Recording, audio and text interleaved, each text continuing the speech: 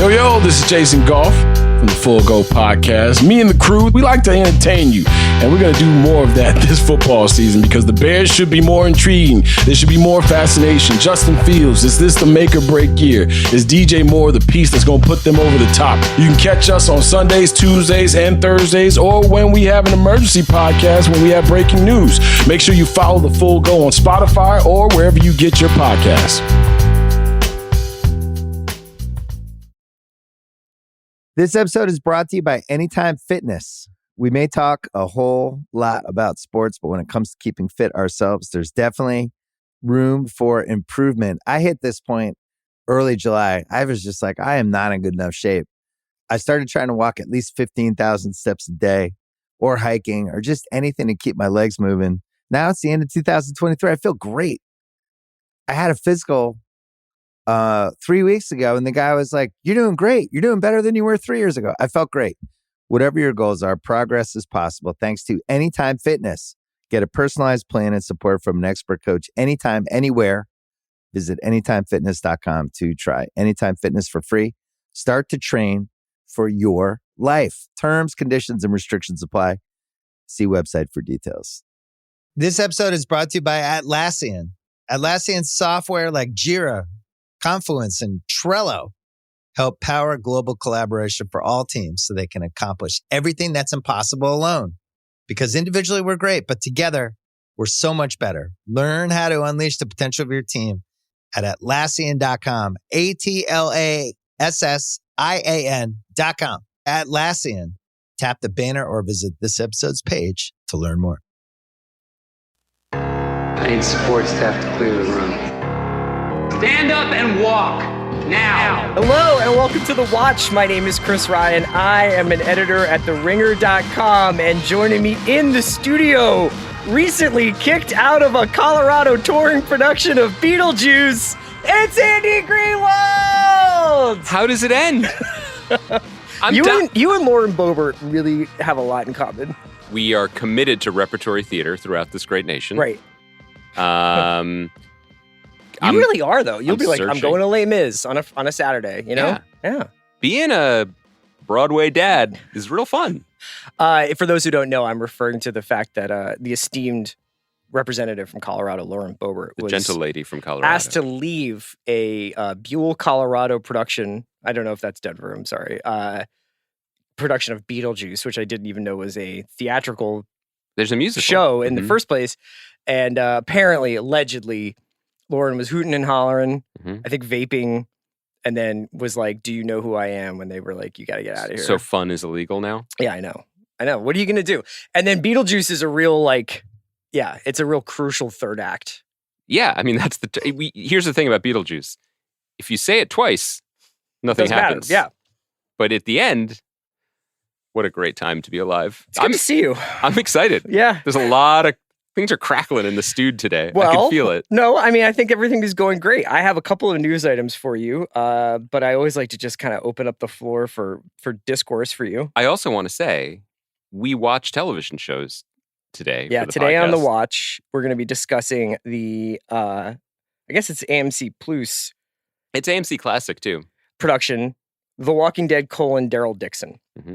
We're also going to be talking about the new Apple show, came out last week, I believe, the new Apple TV Plus show, The Changeling, with Lakeith Stanfield. We watched that too. And maybe some Res Dogs, if we still have time. I would like to kind of maybe bunch the Res Dogs conversation together, but I am here to serve. You want to bring back the bundle?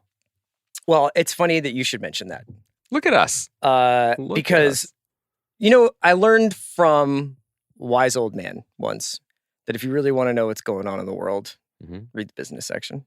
Bill Simmons isn't that old. And it's like you can see kind of like what people moving money around care about if you read the business section. Isn't that also not all this climate crisis stuff? You know, like you're talking the way people who look at FanDuel a lot talk too, right? Like it's not dissimilar. Yeah, but it was just, you know, I think that you can glean a lot from the way money is moving around the world. So today, we usually don't talk about the public comments of Warner Brothers Discovery's chief financial officer, Gunnar Wiedenfels. We usually don't. Well, you and I record our own private off-mic podcast about Gunnar. Young Gunners. It's called Young Gunners. And it's a deep dive into all the things that led to him becoming the chief financial officer for Warner Brothers Discovery. But The twists and while turns the along the way. discography of the Philadelphia rap group Young Guns plays. Yes, so that's why we haven't been able to find a lasting sponsor for it. I would describe the reaction of the Stamps.com people as alarmed. Yeah, that's right. They did ask us to leave. That's right. I saw that GF, he was talking at the, let me get this right here. Is that what his friends call him? No, GW's, my bad. Wiedenfels, not GF, right. But his name is Gunnar. Why don't we call him Gunnar? Okay, I take note that Gunnar was speaking today at the Bank of America Securities Media Communications and Entertainment Conference, which I'm surprised you were able to make it to the pod today because I know how you like Thank you. The Bank of America Securities Media Communications and Entertainment Conference. I was invited. In person, yeah. I was invited. Yeah. And, you know, I'll distill his comments down a little bit, paraphrase, and maybe I'm not the best person to do that. Here's a quote from his comments. He was talking a lot about the streaming, like basically like the price point for streaming and how these media conglomerates treat their streaming arms and treat the content that go on it. Here's a quote from him. For a decade in streaming, an enormously valuable amount of quality content has been given away well below its fair market value. And I think that's in the process of being corrected. We've seen price increases across essentially the entire competitive set. So I suppose he's referring to all of the other streaming networks that are raising Disney their platforms. Did, yeah. We've increased prices, especially internationally. Take Right. that, rest of the world. Take that, both Indias. And where a lot of the HBO Max launches were very, very much targeted at the maximum possible subscriber number, not necessarily the maximum possible economics from the launch. And in this case, when you say the launch, you're not referring to individual shows like Titan season 4. I'm talking You're about the platform. The platform. And I think what he is saying here is like what we charged for this thing to entice people to sign up, to grow our subscriber base, and thus entice Wall Street to allow us to have debt and pump up our numbers because they're like, look at the growth. Look at the growth. Now they're like, what we want is $20 a month. Right. You know, and good luck. He's gone as far as discussing making subscriptions annual rather than monthly, which was one of the, you know, for people like Kaya, sort of content pirates like herself. They like to say Stranger Things is on Netflix. The churn you're talking about. I will sign up for Stranger Things or sign up for Netflix. Essentially sign up for Stranger Things. I'm going a la carte. I know it's going to be there. I'll watch for a couple of weeks. I'll get through this new season of Stranger Things and then I'll get rid of Netflix. That's what I do with The Atlantic. I just sit on the sidelines and I'm like, and you wait shit. for that Romney to drop. I'm like, Jennifer Senior's got a new heater. Take my money. I read it. I check out that wild Romney story that I sent around to everybody. Yeah. I felt like I was the only one who knew about it because, you know, I'm not on Soch. It was covered in most major media outlets.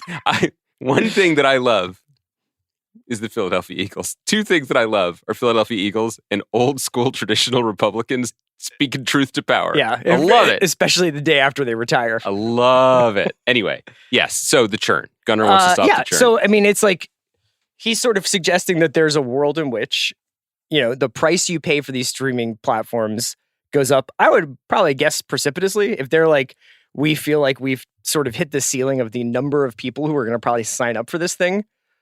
But how much can we get out of each person who is signed up for it is another question.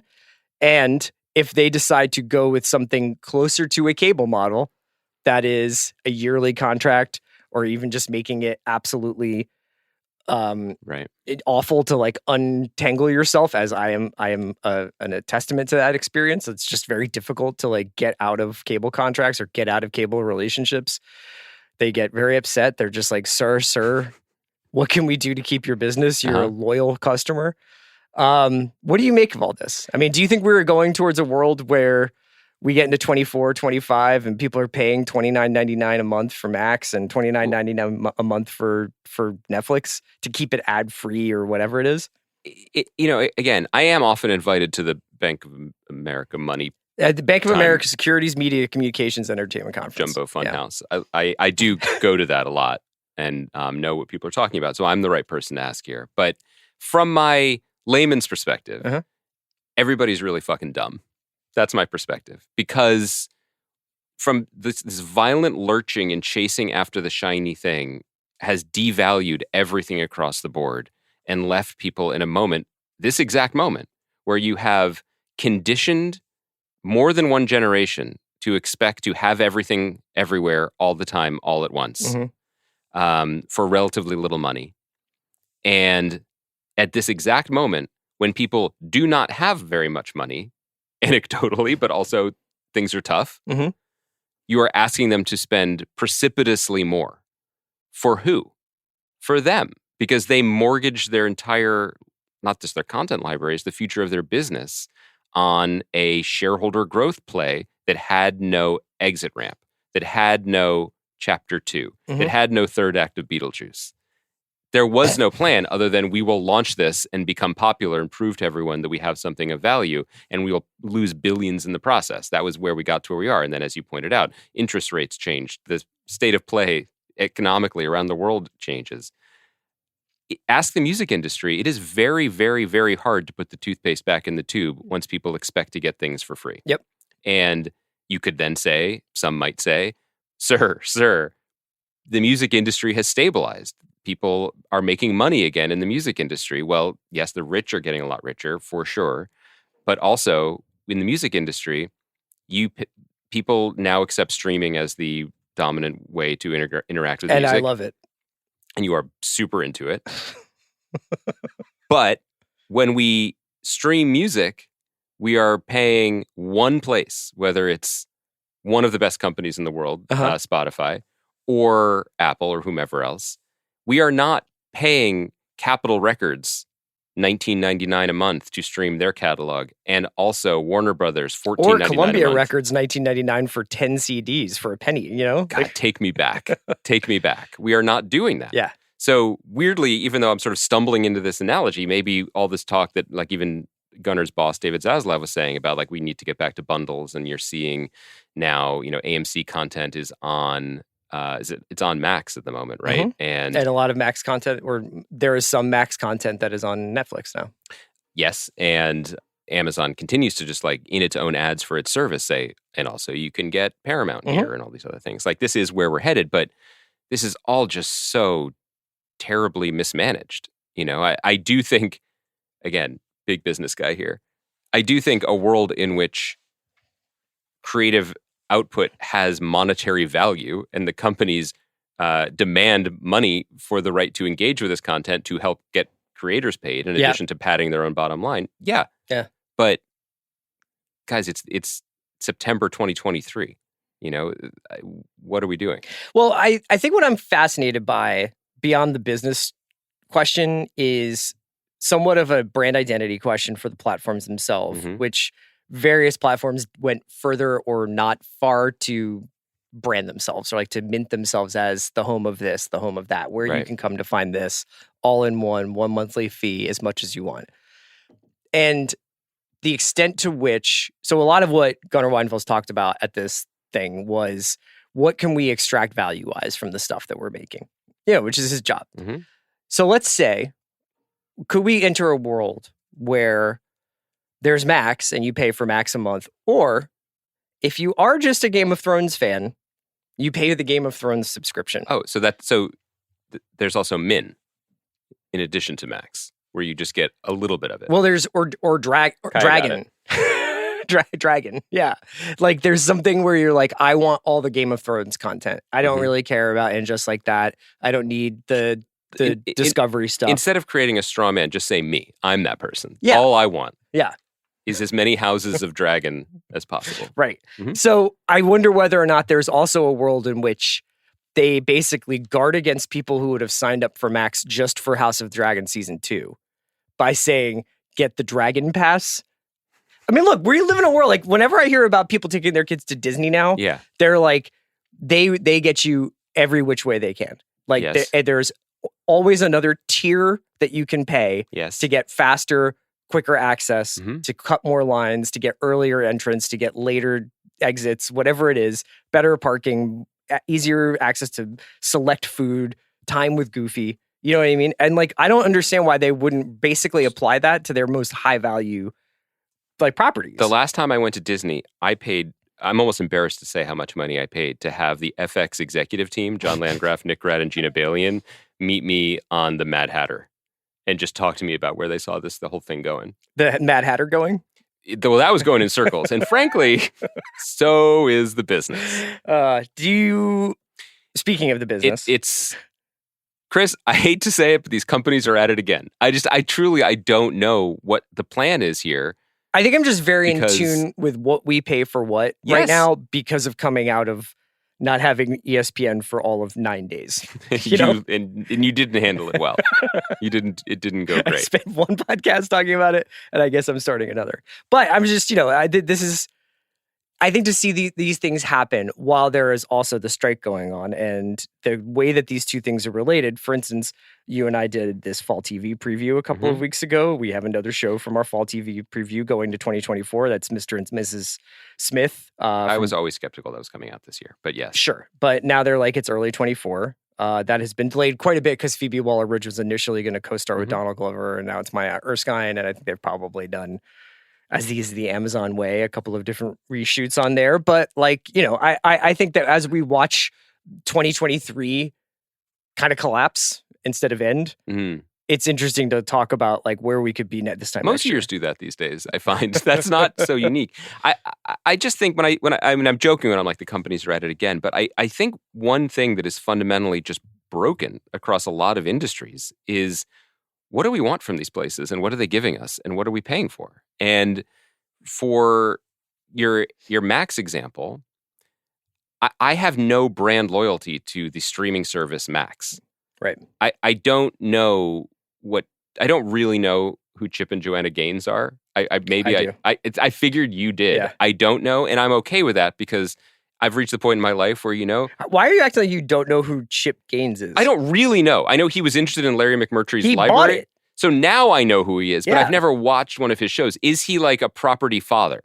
You know what I mean? Like, he's is that a guy what he does? who wears usually like a solid color t-shirt and bootcut jeans. Literally describing the man sitting across from me right now. I'm not wearing bootcut jeans. There's a table. All right. Give me some respect. You look great today. I already complimented you on your shirt. Although I think bootcut jeans do seem to... Are they coming back? I don't know. Kaya? Kaya says yes. Yeah, they are. Thank God you're here. Anyway, he's married, I believe, to Joanna. Right. Because a lot of the property couples, like they have splits and stuff like that, but they'll continue to make stuff together. Like there's like a whole real estate person. Well, no. One of the property brothers married Zoe A lot of Deschanel. the property couples. I'm saying like when you're like, and they're like, we flipped this. But the brothers can't split. No, they can't. I mean, they're also like identical, aren't they? No, I can tell them apart. No, I can't.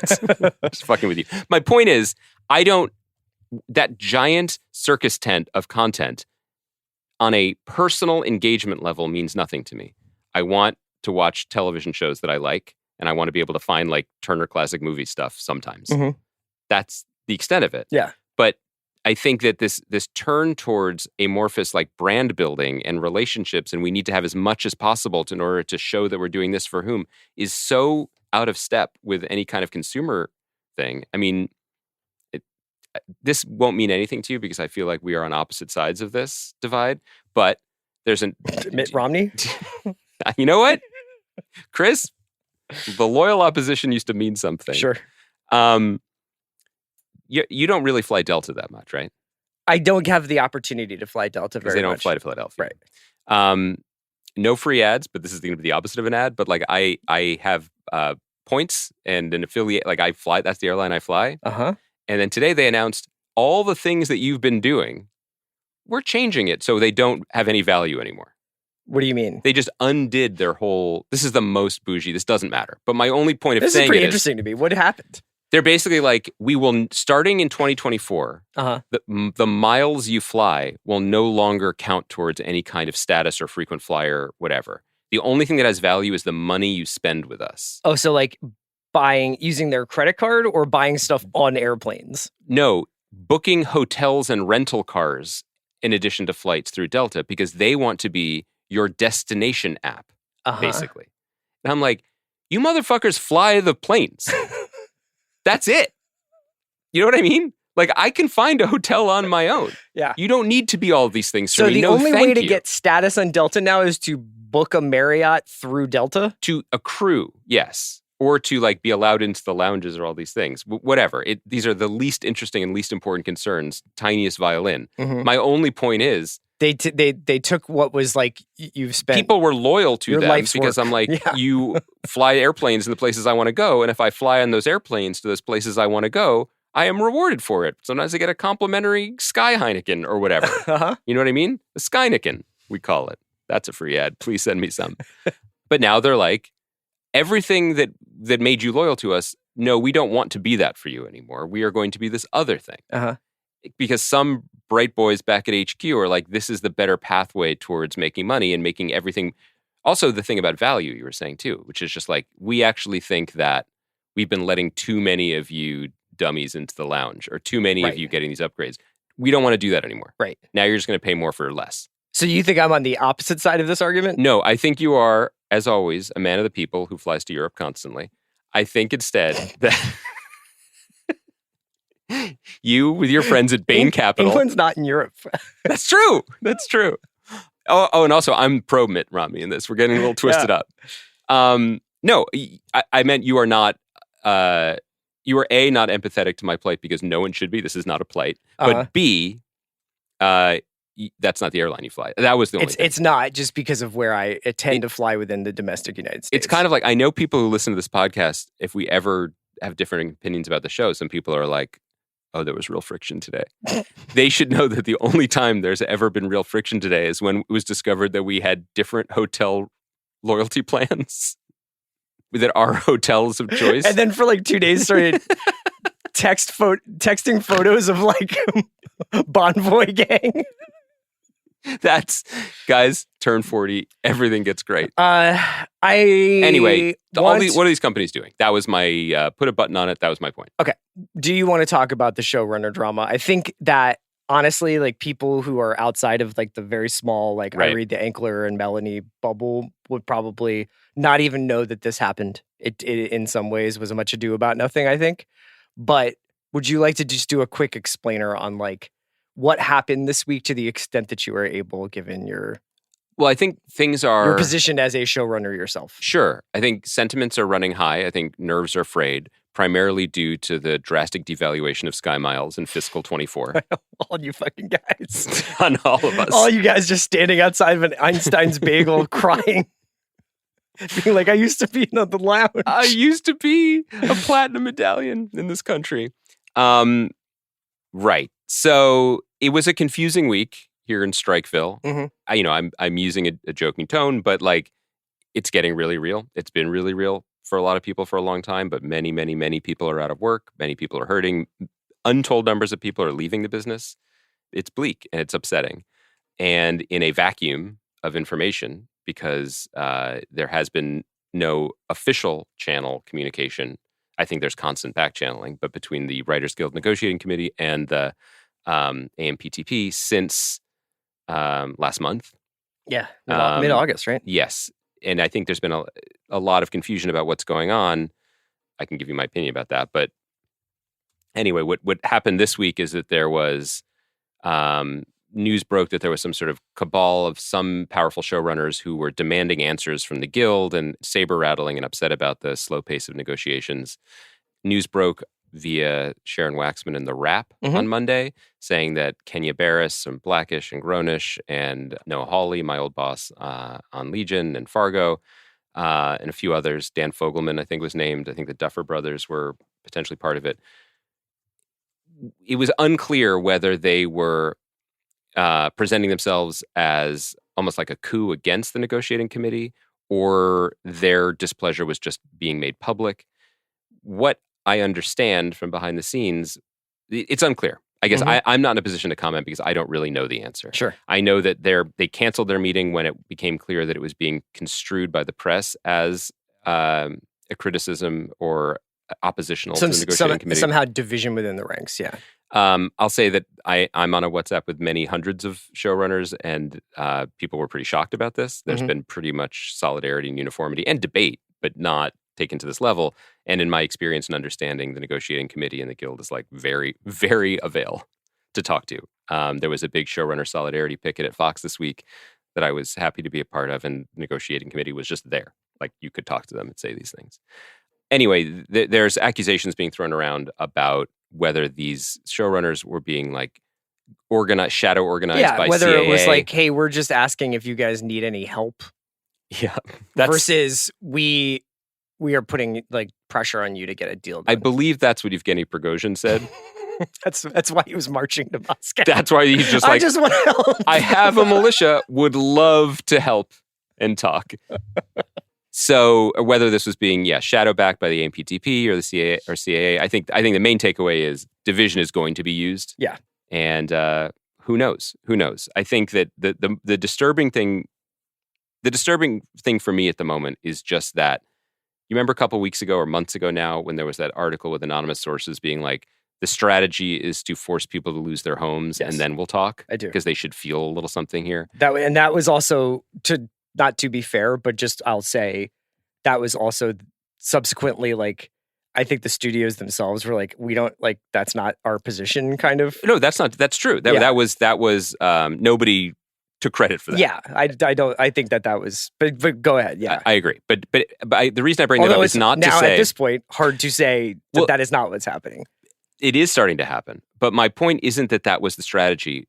My borderline depression this week comes from the fact that if that was their strategy, it is cruel and it is heartless, but it is a strategy. And my read on the situation now is that the AMPTP members have no strategy, have no ability to communicate with each other or agree on shared goals on moving this forward. And that's terrifying in the short term because it means this drags on and on and on. Because the last communication that I am aware of was the WGA countered the proposal that was leaked in mid-August. And then a week or so ago, the CEOs were meeting to discuss their response. And there's been nothing more from that. And what that suggests to me is they can't get their story straight. And they can't even agree. I think they all agree this has to end. And they cannot agree on a way out, which is worrisome in the short term, but it's really, really existentially terrifying in the long term because these are the people that we're in business with. Not just as a writer, but in the sense that we're all part of this great big happy family of America's soft power export Hollywood. Like, there's really no plan. That's worrisome to me. And I think that in this vacuum, a lot of it's getting edgy. Mm-hmm. It's getting rough. This episode is brought to you by Mint Mobile. New Year's resolutions are fun the first couple of weeks. Then you kind of maybe conveniently forget about them halfway through January. No shame. It happens to us all. But this year I have a foolproof plan, at least when it comes to saving money. Just switch to Mint Mobile and you're done. Goal accomplished, because for a limited time, their wireless plans are $15 a month when you buy a 3-month plan. The great thing about Mint Mobile is there's no jaw-dropping monthly bills or unexpected overages, and all plans come with unlimited talk and text. Get this new customer offer today at mintmobile.com/watch. Additional taxes, fees, and restrictions apply. See Mint Mobile for details. This episode is brought to you by the new true crime docuseries, American Nightmare, only on Netflix. In 2015, the Vallejo, California Police Department received a strange phone call about a kidnapping. But when the truth is stranger than fiction, you won't know who to trust or what is real. A fast-paced true crime thriller with cliffhangers at every turn. Watch American Nightmare now, only on Netflix. Well, we still have shows. Mm-hmm. We can talk about them. I first of all, I just want to say, shout out to you. Great podcaster. Feels great to like. I really just wanted to know what you thought about that. I didn't want to be. I'm not trying to like no sell like your showrunner recap. I think that's fascinating. But like I don't have. Oh no, I think you're a great podcaster because I was turning the page. Okay. I was like, I think you're great. I'm sorry what I said about your pants before. That wasn't fair. I haven't even looked at your pants because the shirt's so good. What I wanted to say was just old school entertainment podcasting felt great. We watched some shows. Yeah. We both did our homework, and now we're going to talk about them. I enjoy that. Did you want to talk about the lessons in chemistry trailer at the top of the podcast? Oh. The section of the pod or later in the pod? The vibes are good right now. Do you think this is going to spoil Let's them? save it for the end. Okay. Okay. All right. I enjoyed talking about the Bike Riders trailer at the end of the last pod anyway. Okay. I think it's a fun place to put that conversation. Andy, 2 new shows, and then Reservation Dogs, obviously, which is concluding its run. I think it has 2 more episodes after the one that just aired this week. For a guy who doesn't want to talk about Reservation Dogs, you keep talking about it. I'm just mentioning, I do want to talk about Reservation Dogs. No, you want to talk about it next week or the week after. No, I watched it. I'm ready to talk about it. Okay. I just think that sometimes having more than one Reservation Dogs to discuss is useful. On today's episode of The Watch, Andy and Chris talk about whether they should talk about Reservation procedure. Dogs. Yeah. I want to talk about this Walking Dead show first. So do I. You and I, everybody who knows anything about us knows we're WD day ones. Unfortunately, that's true. It is true in the sense that we were podcasting when Walking Dead first came on. I think podcasted. Did you recap the Brother, first season? I had to recap at least 2 to 3 years. So through that Omaha episode, at least, where you were like, the future of television is here, right? Oh, I was way past that. I was, do you know how, spoiler alert, do you know how this show opens with Daryl Dixon tied to a boat? This new one, the Daryl Dixon show, And we're going to spoil the first episode of Daryl Dixon. That was me with The Walking Dead for a number of years. I think if you read the later recaps, it was increasingly untenable. And then the show went on for 11 more years. Yes, it did. Yeah. 11 years total. Yeah. So I think that I watched the first few seasons of Walking Dead. I think I have solidarity with me. And solidarity with Bernthal, essentially. I think I was there for the Shane run. I don't know how long Shane was on the show. 2-3 years. I think I got... When was it? Noah Emmerich was like the doctor that they find? Or that was episode 5. That was back in Darabont. That was the 5th episode. That was like the first... Because the show premiered with like a mini run of like 5... Oh, so they get to like the CDC in the beginning? That was the beginning. And then they never, as far as I remember, they never really talked about why it happened again. Like they just stopped trying to cure it and was more about... Chris, Grantland.com. Okay. The Walking Dead keeps shuffling toward greatness, but never quite gets there. By your boy, Dateline, October 12th, 2015. Wow. That's not that long ago. In its 6th season, there are things The Walking Dead can do that no other series can dream of. But that was like, was that an essay or was that a recap? An essay? Was that fucking sonnet? Slouching towards Bethlehem. That's actually a good Walking Dead episode title name. What The Walking Dead is. I don't know why I'm beating around the bush. I'm not wasting time. I'm going to tell you some things about Walking Dead, Daryl Dixon. So obviously Walking Dead goes on for 11 seasons. This is the 4th to last thing I ever did for Grantland. My God. What was the last thing? Aya Cash was on the podcast. The podcast? Sorry, I had a podcast. It was just my name. I don't know if you remember that, but Aya was on it. October 28th. What was the last episode of the Hollywood Prospectus that we did? Well, I believe, shots, but I believe you had left the property at that point? No. In 2015? I think it all happened then, but like, wait, when was the last episode of the Hollywood Prospectus? I mean, I could find out. I went to Croatia. I came back. Next thing you knew, Chris Connolly's sitting there. What happened? I know. I know. I mean, what was the last episode? All right, I'm stalling because I don't know. I panned the show Wicked City in a whole column. Capes and crossovers. Seth Meyers came on the pod because at that point there was just the pod. It wasn't a pod. I wrote about Bourdain. Wrote about the Nick. Andre Holland. By the way, I was on a heater at the end of 2015. Okay, here's the last one. So much TV back then. I know. So can anyone cut me some slack? It was 8 years ago. Here we go. Are you enjoying this, Gaia? She's cutting all this. She stopped recording 10 minutes ago. The last Hollywood Prospectus was October 6th, 2015. That's my wife's birthday. That was why you left, I think. You were like, it's like Hollywood Prospectus podcast, The Homeland and Leftovers premiere, Phoebe's birthday, gotta go. That's what it says in... Gotta take my wife to Croatia. And also leave ESPN. Yeah. Man.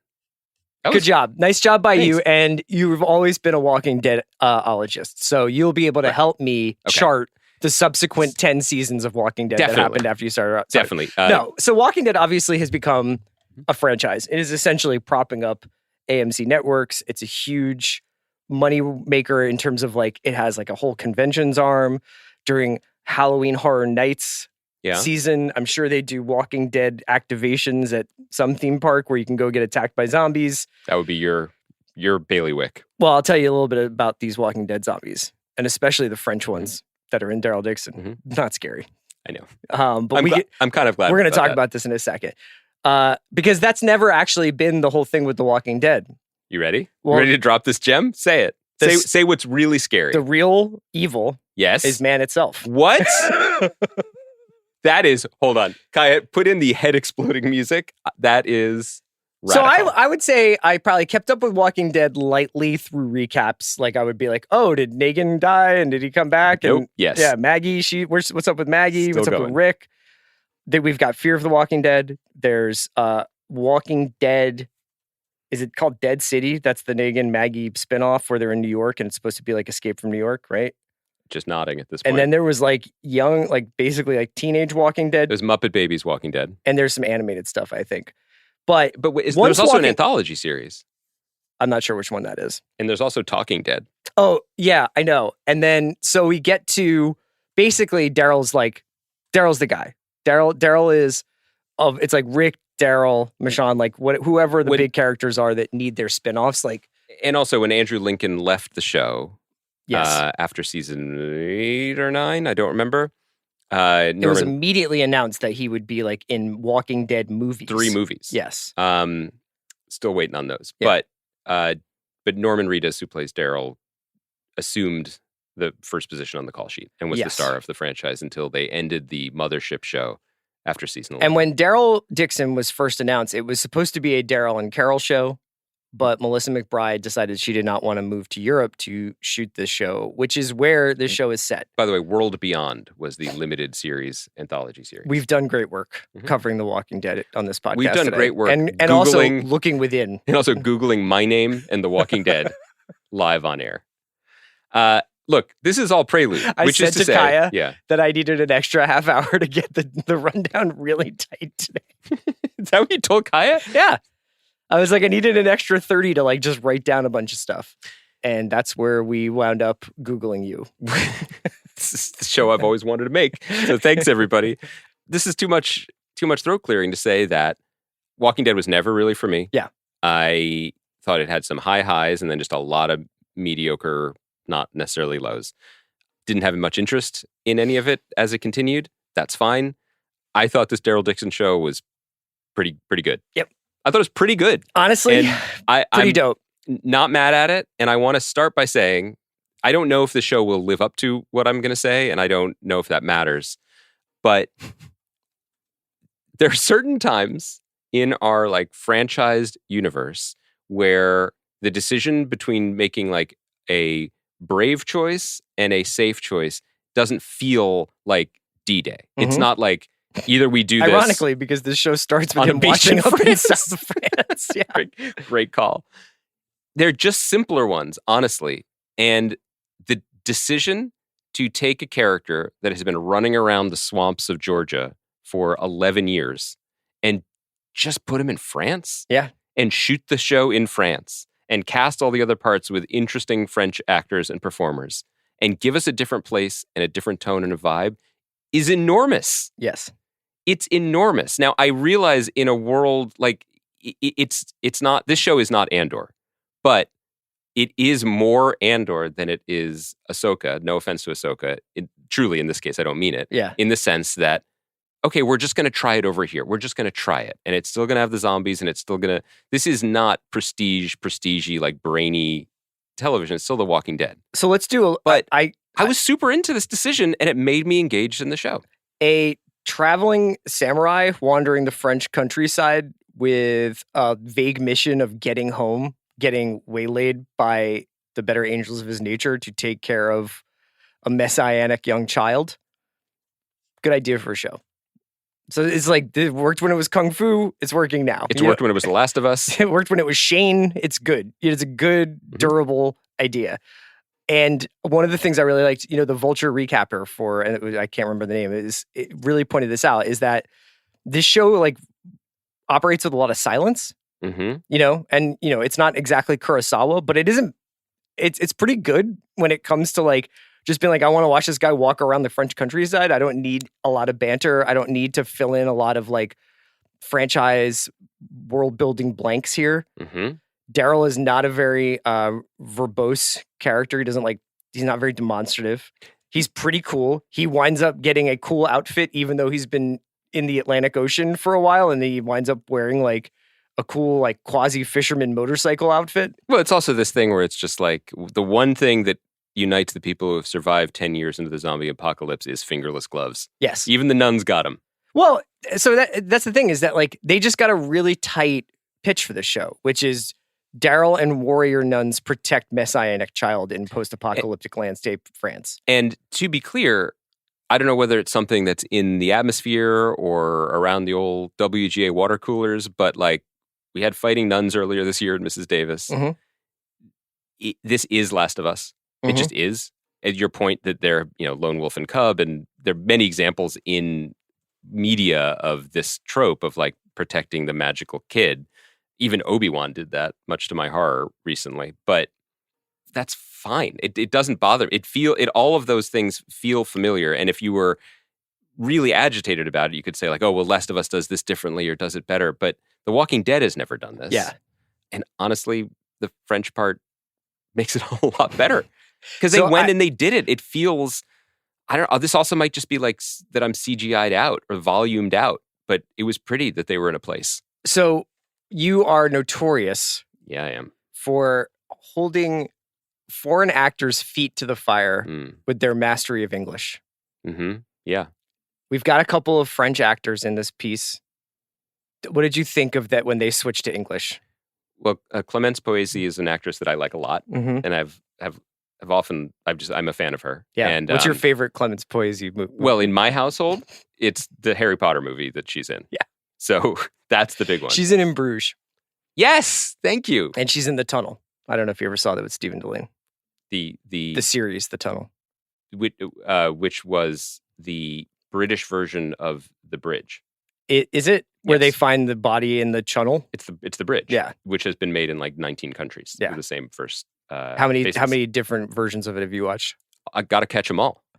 I am the world's leading expert on murders that happen at the midpoint of international boundaries. Yeah. That's just kind of, everybody's got their thing, And for you, it's the Pokemon. Some people have baseball cards, and this is it. This is it for me. Are you still Googling yourself? Yes. I wrote, what Clémence Poésy movies have I liked? Andy Greenwald. Genius Picasso. Not just riffing. Anyway, you're asking me what I thought of people's English? Like, I kind of like the fact that he just showed up in France, speaks no French, but meets 6 people 10 years after the apocalypse who speak English. Yeah, I just did that. That was you. Yeah. This is a great setup for a show.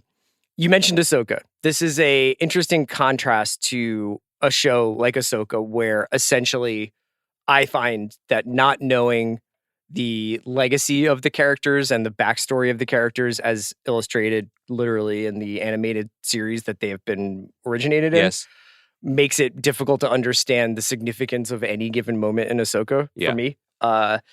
And I kind of felt like this was the complete opposite in Daryl, where it's just like, I get it. It's a guy, like Judith pops up in a dream or whatever, and like there are mentions of like who? The Rick's daughter, Judith. Yep, I was just testing you. You passed. You had me worried for a second there. But until the very end of this episode, there essentially is no outside world beyond the one that Daryl is like surveying right in front of him. Let me tell you my favorite thing about the show, other than just broadly France. Mm-hmm. I have no idea how he got there, and I don't care. I don't care. We understand that he is from America, and this is a time when, due to the really cruel devaluation of Sky Miles, flight between continents is no longer possible, at least at the price point or in the part of the cabin that people like Daryl and myself are accustomed to. So we get it. We just fully get it. Yeah. It's fine. I love that they don't tell us any more than that. You think Daryl's a lay flat guy? Yeah, he lays flat on the hull of a boat. You don't see him. Yeah, of course he is. He's had to survive this long somehow. But I think there's a lesson in that. I think there's a lesson in not worrying too much about the past because it's fine. We understand. but also there is, or at least there appears to be, and I'll confess, I don't know if Judith and her other friends really cracked the code on this the last 5 years of Walking Dead Prime. But what struck me about the show was at least a passing interest in what comes next. Yeah. Can we cure this? What are the origins of this? Is there research? Is there something? Because again, as far as I remember, and they may have changed, this may have developed differently in the last few years, after Noah Emmerich, spoilers, statute of limitations is up, that blew himself up in the CDC, they stopped talking about it. And that was, at the time, that felt pretty radical, which is this is not a show about a cure. This is a show about dealing with it. Right. But this injection of religion and hope and prophecy and stuff. Yeah, like the idea that like after a while, like basically the old ways would come back. Now, never really was clear. So Walking Dead started in 2011? 10 or 11, yes. So presumably at that point, the internet goes down. Like if it's is it supposed to be 2010 in The Walking Dead? Well, does it end? It premiered on Halloween 2010. Mm-hmm. And what I think is confusing about the internet date is that at that time in the show's chronology, Charter was in a very big dispute with some of the major legacy studios. So it was already down. Yeah. But the reason why I bring it up is because the first people that Daryl comes across, other than seeing Clemens Poesy in the distance there, is... And he's like, what TV show did I like her in? Which version of The Bridge are you on, girl? Yeah. Is he comes across classic pairing, old blind guy and spiky younger woman. Mm-hmm. You always see that happening, especially in Los Angeles. Yes. And thank you, Raya. They pull it like a fast one on Daryl, where at first it seems like they're friends, but it turns out that they're foes. But the way that the young woman introduces herself to Daryl when she finds out he's American is she goes, "What's crackin', noob?" And I was like, would either of those phrases have made it to France without the internet? Oh, well, they had the internet. But not when she was, like, she's got to be like 18, 20. So if The Walking Dead has been going on for like 11 years of pandemic, right?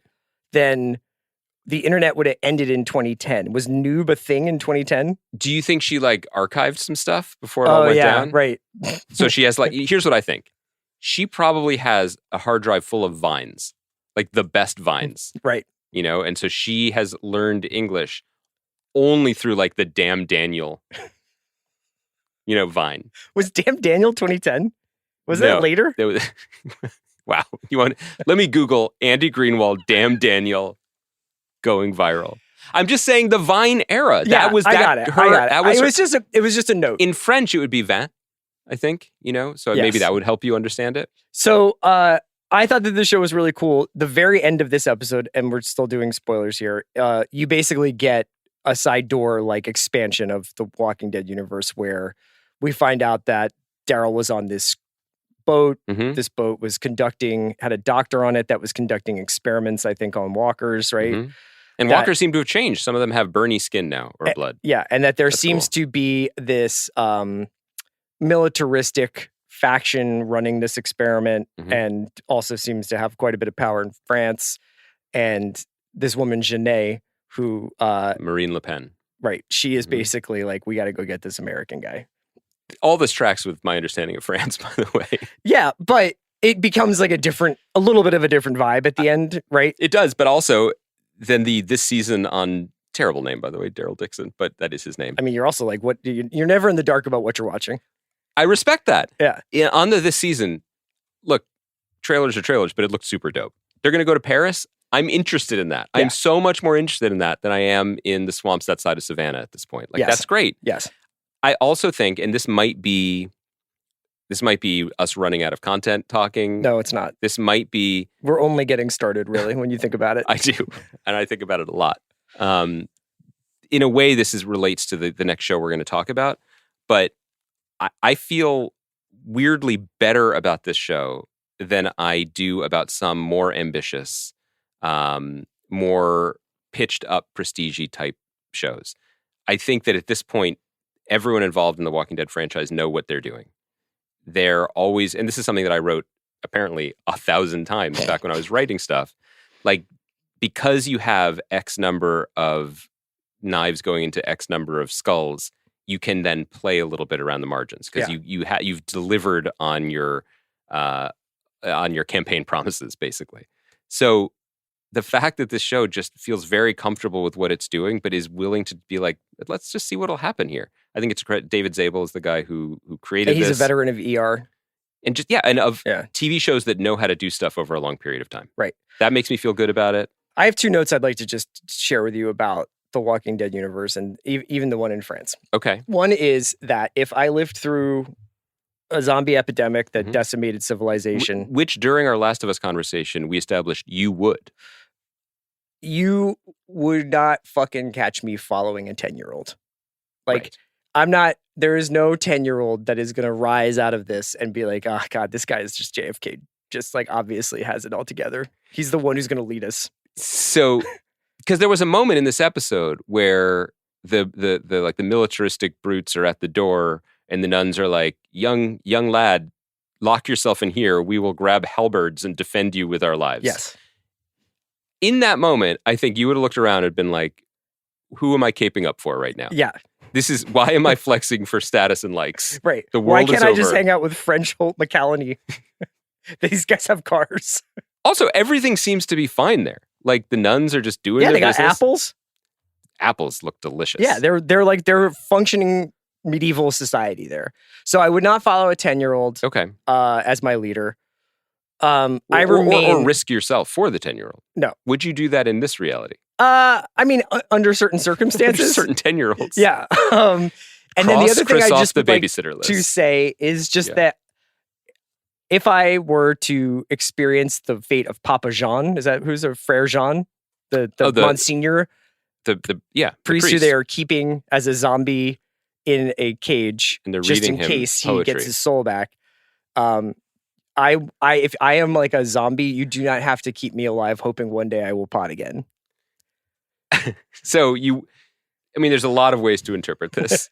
So what you're saying is what I'm hearing, Kai, I just want this for the record, that if we ever feel like you're just repeating yourself, lunging after easy targets, just for no reason should we just continue bayonet to let to this... the head. It's fine. Last bit is just that if I were in charge of some province during this time period, I think I would have built Epcot Center by now. Like the zombies are just straight up not scary. And I know that's the whole point, that humans are scarier than the zombies at this point. But these guys are literally like holding zombies at bay with like a stiff arm on a football field. And when they stab their brothers who are zombies, then they hold them tenderly for a minute, which I'm like, it seems gross. Again, that's an only child talking. I don't really know. Maybe I'd make an exception for blood of my blood and all that. But, so what I'm saying is that if I found that Bill and Sean were keeping you somewhere here on the Spotify just campus. To do Wayne Jenkins imitations. And then I had to do your DNR orders and bayonet you to the head, I would probably not embrace you on the way down. But for what it's worth, I know this kind of like goes against the whole spirit of The Walking Dead. But from what I understand, we are now a decade into this. Anyone who's survived is probably pretty good at surviving. Mm-hmm. It would make sense that they're not that scary. In a way, it's just like us with COVID, right? Look at us. The real heroes, just in-person recording, maskless, because the monster's not as scary anymore. Right. Do you want to move on to The Changeling? Are you going to watch more of this show? Yes. I think that this would be a very fun plane show. Like I might save a couple and watch it on the plane. And I could also see if it just gets too many characters or too complex or gets away from like, I want to see this guy walking around France, hacking people up. That's my attraction. I want to see more of France. I kind of want to watch more of it really as a companion piece to Last of Us because I'm curious about what differentiates them. That's a good point. Which is, I'm not saying one's better than the other. I'm not trying to take shots at either show. I think they're doing very different things for different core constituencies, but it's interesting to me. I think it's only 6 episodes. So if that's the case... season 1 is only 6 episodes. Well, but it's still only 6 episodes. And if that's the case, then they have my attention. Do you know what would be cool? If Norman Reedus was like, I'll do this forever, but every season of Daryl Dixon is in another place I want to ride my motorcycle. It would be rad. So it's just like the best of Bourdain, but this guy's life, and he just And each time he went to a different country, he just used the cast from the bridge Well, of that country. you joke, but do you know who Norman Reedus is married to in real life? Who? Diane Kruger. Do you know what star Diane Kruger? Are they really married? Do you know what she? Yeah, they have a child together. Do you know what she was the star of? Inglourious Bastards? The Bridge. Yeah. So it all comes back to the bridge. TaxAct knows you don't look forward to taxes. TaxAct doesn't even look forward to taxes, and TaxAct is a tax software company. It's basically TaxAct's whole thing. If TaxAct did things over, maybe TaxAct would end up teaching kindergarten or leading fly fishing tours. But that's a different story for a different ad. So why don't we just agree that taxes aren't fun, but you still have to do them? TaxAct's filing software can help you do that. TaxAct. Let's get them over with. Love the way you look this wedding season at Men's Warehouse. With the range of sizes from extra small to big and tall. Explore top styles at prices for any budget, including designer suit and tux rentals starting at just $159. With over 600 locations, in-store consultations, and easy online booking, there's a reason why couples choose Men's Warehouse to find their perfect fit. Men's Warehouse. Love the way you look. Let's do the Changeling, because we're running a little long. I think we're running a little long. I'm on strike. This is literally all I have to do today. Andy, the Changeling is on Apple TV Plus. A few episodes have gone up. I think the first 3 have gone up, and the 4th one comes out on Friday. It's based on a novel by Victor Lavelle that I had not have the privilege of reading. And is developed, created, written by Kelly Marcel, who's done some work in the 50 Shades franchise. She did the work. I think she did that movie. And as well as the Venom Let There Be Carnage film, which I actually... Chris, you're selling Kelly short. She, to my knowledge, has written all 3 Venom films, including the upcoming 3rd film. It is to the other Venom films what the part of Beetlejuice Lauren Boebert didn't see is to the rest of Beetlejuice. Rule of 3s. Okay. So the first couple of episodes are available.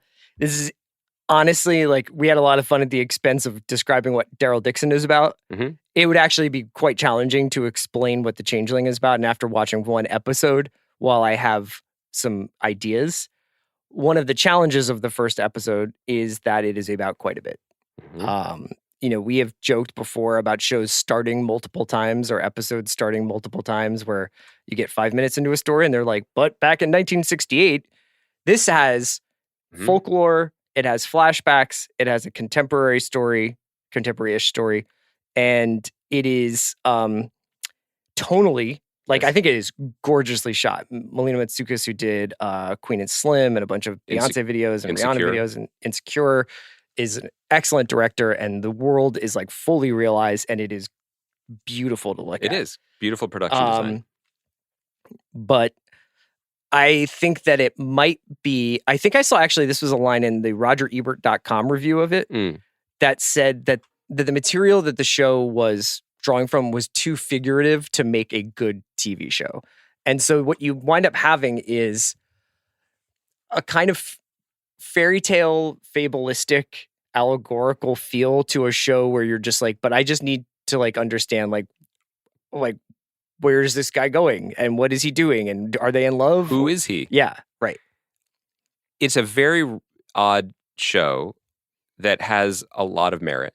And I want to be careful using it as a launching pad for larger digressions or State of the Union kind of commentary. My main response to watching the first episode of the show is, I bet this book is really good.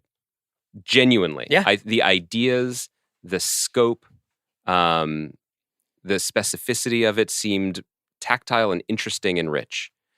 It also felt like a book.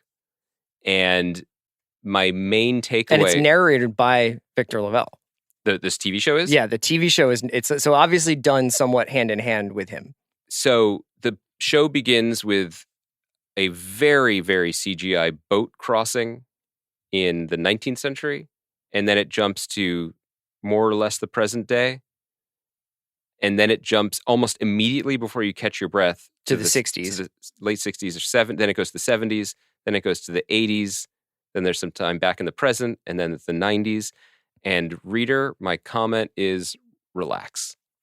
This was a stressful viewing experience because was so eager to share with us the scope and the imaginative, just the imagination of Victor LaValle and his book and his characters, that I felt pummeled by it. Mm-hmm.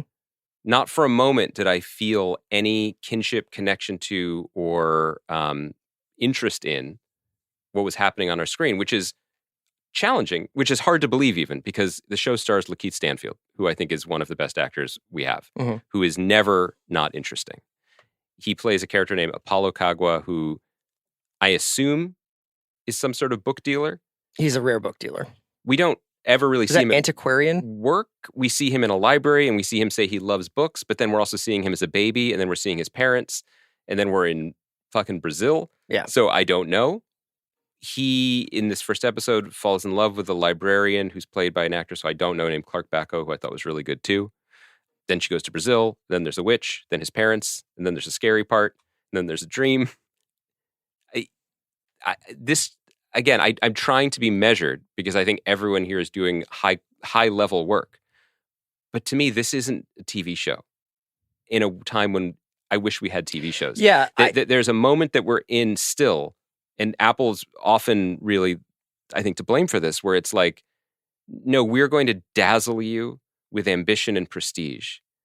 Don't worry about any traditional kind of like week to week, episode to episode connection to character or narrative. And you end up in this weirdly expensive, sloppy place to me that is not a book, it is not a TV show, and it's not a movie. It's just sort of this sprawl that's asking you to come be a part of the sprawl with us and see us take chances or don't.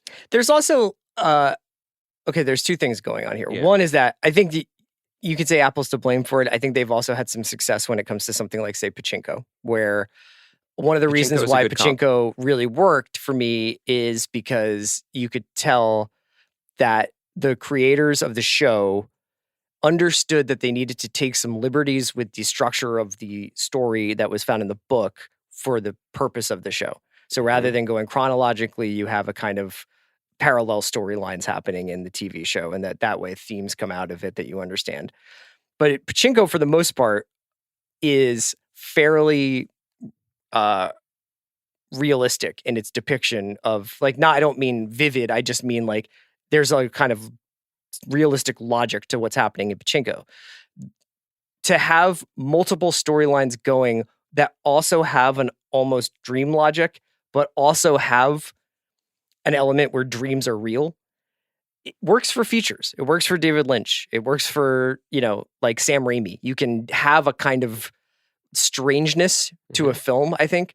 I think it's much harder to pull off in TV shows. Yes, I agree. I mean, Twin Peaks, I guess, would be an example of a show where that did work. But at the core of Twin Peaks is basically a detective show. It's basically a procedural where a guy is trying to figure out who killed a woman.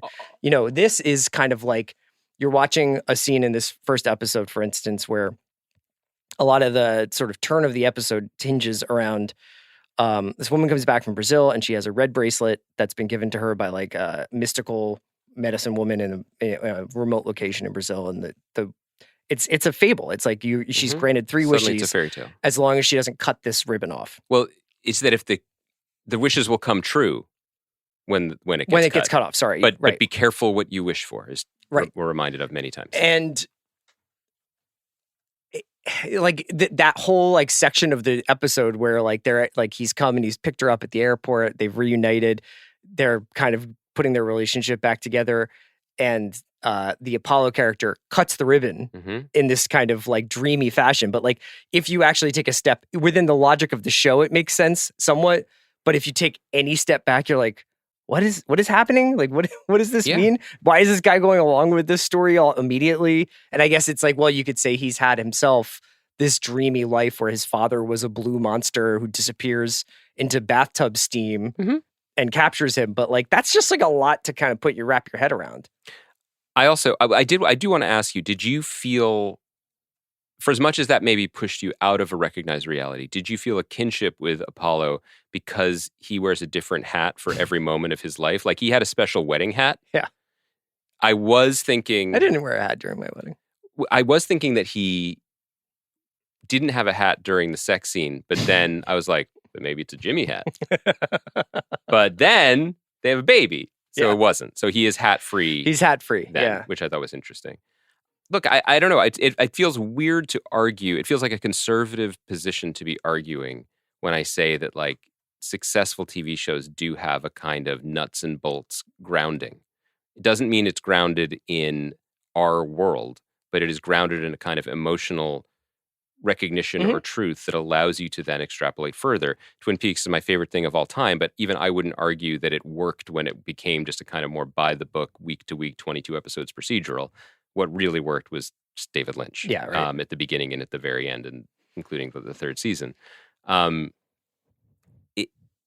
There's something, the Changeling isn't to blame for this. You're right. And Apple isn't to blame for this. And for decades of creators being stymied in TV, being told, like, yeah, go for it, man. Like, that is a good thing from a creative perspective. But I am so done with pilots that start 3 or 4 times. Yeah. Pick your story and tell us your story. And if there's something that doesn't work in this medium, maybe you're using the wrong medium to tell the story. It just, that seems really harsh or reductive, but that's kind of how I feel about it. I think it's also probably, when we first started doing this podcast, a lot of shows would change over the course of their first season, if not their first couple of seasons, where you would get structural shifts, you would get tonal shifts, characters would kind of change their vibe. This happened a lot in sitcoms, but it would also happen on shows where obviously the series had picked up popularity. So to sustain it, they would need to keep characters in a certain tension point that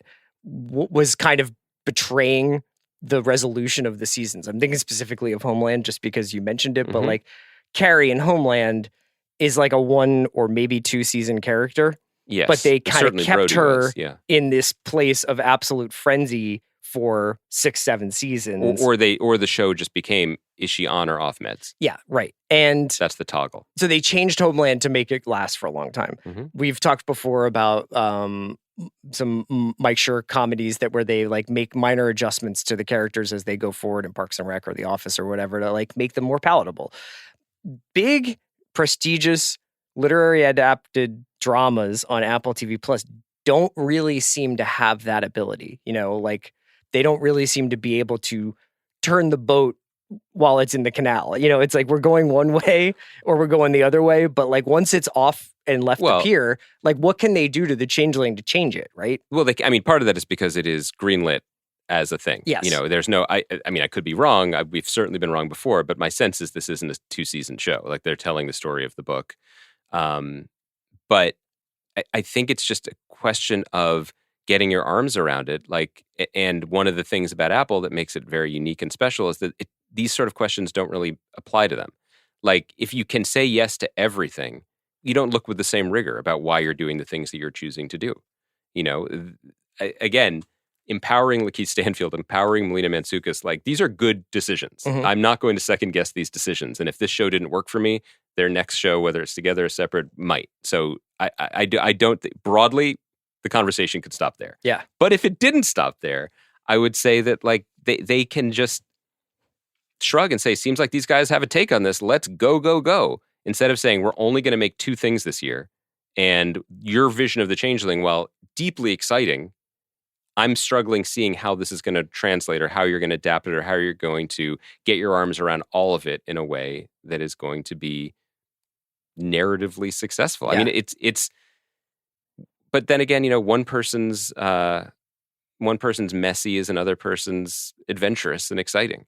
But the other thing I'll bring to it, and this is, I feel like I'm using a lot of unfair comparisons, but in the spirit of like, well, Daryl Dixon is not, there's no world where Walking Dead Daryl Dixon is an Emmy-winning, life-changing show. Maybe there's a world where the Changeling, maybe even in subsequent episodes, could become that. Yeah. So it is tough to compare one to the other. But let me throw a third thing into the mix. Like this, Chris, and Kai knows this, but like for another thing that we'll talk about at another point, I was rewatching some of Friday Night Lights.